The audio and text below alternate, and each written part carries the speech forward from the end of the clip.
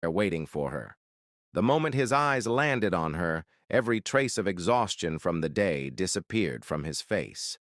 He had not spoken to her since morning, and somehow the entire day had felt incomplete without her voice, her smile, or the warmth she carried so naturally around him. The second Lena stepped closer, Mark's entire expression softened with relief and happiness. Lena smiled as she walked toward him, but suddenly paused. She touched her side lightly before realizing she had forgotten her phone in the car. Turning quickly, she started heading back toward the door, but before she could take another step, Mark caught her hand gently and pulled her back toward him. The movement was smooth and natural, as if his body refused to let her go even for another second. His hand slid around her waist, holding her close while his eyes searched hers with playful disbelief. "And where are you going?" he asked softly. Lena laughed lightly. "I forgot my phone in the car." Mark shook his head immediately.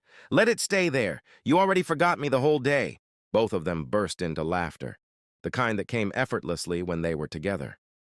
Lena lifted her eyes to his, her dimples appearing softly as her expression melted with affection.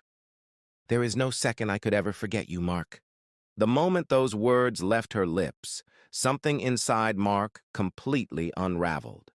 It was as if every emotion he had been holding in all day suddenly rushed straight to his heart. Without hesitation, he lifted Lena into his arms, making her laugh louder as she wrapped her arms around his shoulders.